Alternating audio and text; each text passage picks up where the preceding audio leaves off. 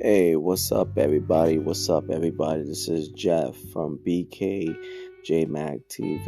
and this is the BKJmac podcast experience. This is season 2, episode 38, and today we're talking about the passing of the great late Jerry Springer. Now, when I heard the news last week, I was stunned. I couldn't believe it. I was lost for words. I just couldn't. I was just stunned. You know, I grew up watching Jerry Springer as a kid. Yes, as a kid, I grew up watching Jerry Springer. I remember it came on Channel 11 at 11 a.m. and I remember I would see all these fights, all these different types of people that would be on the show, and Jerry Springer standing right there with that microphone and his cue cards that said Jerry Springer Show on it, and you had the audience that would be yelling, and they would be chanting their famous. They would chant Jerry's name famously, Jerry, Jerry, Jerry, Jerry, and every time they would just do that. It's because there was some outlandish stuff that was going on stage. It was crazy. It was pandemonium most of the time when I was watching the show. They had many different topics that was going on that Jerry Springer would do. Originally, the show wasn't built like that. It was a quiet show. Mr. Springer, was looking to do something after politics, and he went to NBC, and they did this quiet, very fact-finding theme show, and the show was very, very, very positive, but ratings were not that great, and NBC was threatening to pull the plug on the show. So they said, hey, we got something for you. We could relaunch you into something more raunchier. Jerry was reluctant to do it, but he said, you know what, let's give it a try to save the show. So he did it, and he got this producer, and slowly but surely, what you saw on TV for all those years, even beat Oprah in the ratings for a period of time, was the Jerry Springer Show. The show had many famous situations and many famous segments. One, girlfriends cheating on their boyfriends, boyfriends cheating on their girlfriends, the rise of the transgender community. Every episode, Jerry would do segments where the guys we brought on the show and their girlfriends would confess to them that they were born as a transgender. Guys would be shocked, and the crowd would be shocked, and Jerry, I guess he didn't understand the situation back then. He would say, well, I guess you were born biologically as a man. It created a lot of confusion back then. This was like the early 90s to the mid 90s. People didn't really understand what the role of a transgender was in the communities across America. It just made guys angry because they were being embarrassed on television, and it wasn't live television, but it was television nonetheless.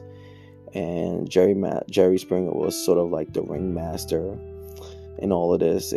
Violence would occur against transgendered on the TV sets, and it was just bad. It was really bad. And they had the episodes of transgendered man or woman turning into a man, and there was these famous episodes where a trans man would tell his girlfriend that she used to be a woman at one time, and the woman was confused about her feelings because she didn't realize that she was messing with a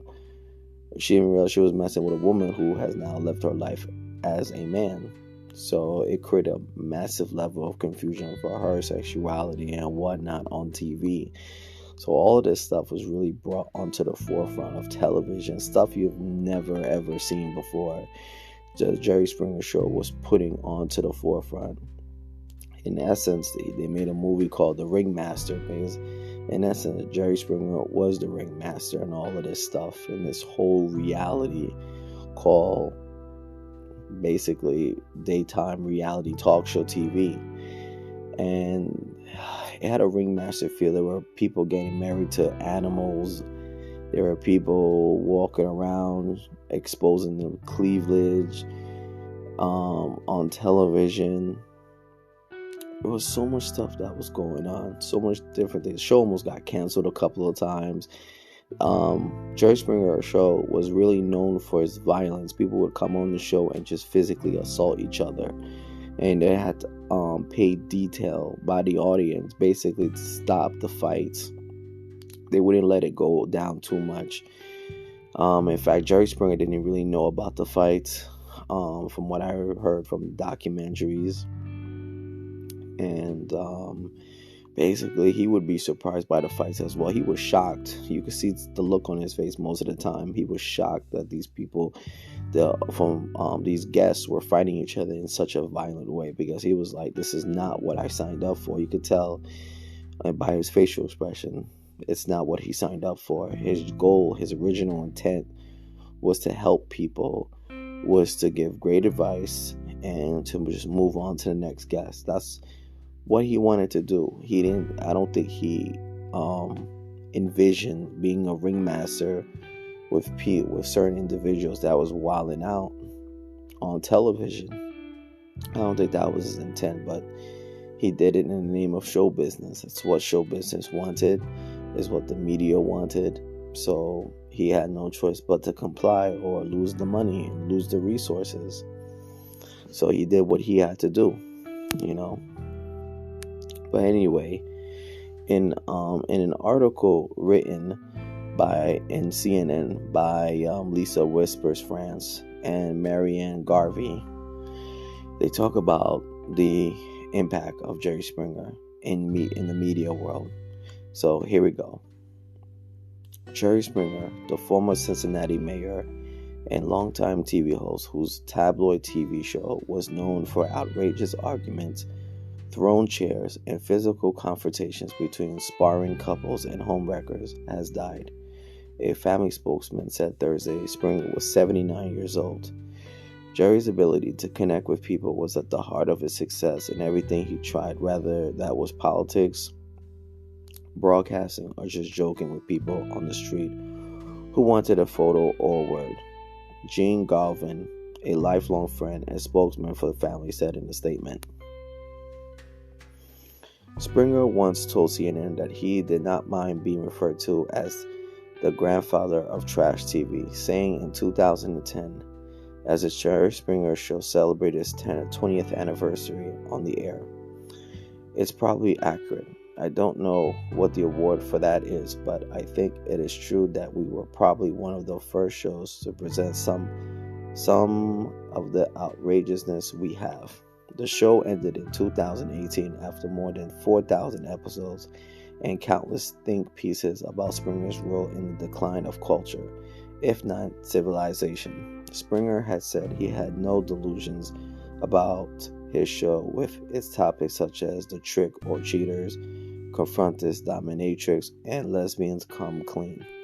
I think the show is silly, crazy, and has no redeeming social value other than an hour of escapism, he said in 2010. There is never anything on our show that hasn't been on the front pages of newspapers in America. The only difference is that the people on my show aren't famous. It's a show about craziness. He added, I know that going in every day. So basically, he expected the show to be crazy. He didn't see no redeeming factor in the show. He just did it. Simple as that. It is what it is. The show's notoriety peaked in 2000 when a German man was accused of killing his ex-wife after they appeared together on Springer's show with the man's new wife. Ralph Pence was convicted of second-degree murder for beating Nancy Post to death. Oh, wow. That year, Springer appeared on Larry King Live in his first major interview since the murder. Wow. At the time, Springer said the murder had nothing to do with the show. Well, one, it's horrible that obviously the person was murdered, he told King. It had nothing to do with the show, but that, it's horrible. I didn't even realize that actually ever happened. Wow. A career that began in politics before becoming a television host. Springer studied political science at Tulane University and went on to receive a law degree from Northwestern. He served on Cincinnati City Council in 1971 and became the city's mayor in 1977, serving one term. If any government, is to have any positive effect on our lives, which after all it is its purpose, to make life more tolerable, then that government must bear some relationship to how we live, he said in his memorial inauguration speech. In 1982, Springer tried for the Democratic nomination for Ohio governor and lost. After that, he became a news anchor at WLTT in Cincinnati. Springer's anchor work led to a Cincinnati-based talk show that later became the nationally syndicated The Jerry Springer Show. In 1998, he told WLWT of the people who objected to his show, "I think that's fair. I think this show probably does offend some people, and they should protest. That's okay. That's America. That's why God gave us a remote control." Interesting. More recently, he inked a deal with NBC in 2018 for a new show, Judge Jerry, that featured him as a judge in a courtroom. He also hosted a podcast. In their statement, Springer's family asked supporters to consider making a charitable donation or doing an act of kindness for someone in need to honor his memory. As he has always said, "Take care of yourself and each other," they wrote. He always said that line after every single show. He said, as he always said, "Take care of yourself and each other." And that's a fact. Everybody got to take care of themselves and each other. That's the way the world works. Take care of yourself and each other. If you do that, things will work out for the best. After Springer's death, tributes poured in from fellow television hosts and contemporary Sally Jessica Raphael, who hosts her own tabloid talk show before the rise of the Jerry Springer Show, and later shared the daytime airwaves in the 1990s with him, expressed her condolences following his death. "I'm extremely sad at the news of Jerry Springer's passing," Raphael wrote in a statement to CNN. "He was a bright, funny man whom I consider to be a friend. He will be missed." Actor Marlon Wayans, who once appeared on the Jerry Springer Show with his brother Sean in a true snapshot of the 1990s pop culture, shared warm words for the late talk show host after hearing word of his death Thursday. "So glad we got to do this classic episode with you in Chicago," Wayans wrote in a Facebook post, including a clip from the show. "Rest well, buddy. We will all be chanting 'Jerry, Jerry, Jerry,'" the actor added, referencing the iconic chant heard by audiences of Springer Show over the course of its run. So overall, Jerry Springer will be missed.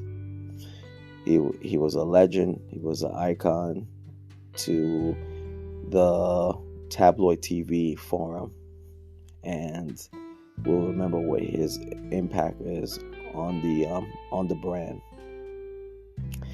Thank you for listening to this episode of the BKJmac podcast experience. Thank you for listening. Peace, love, always. One.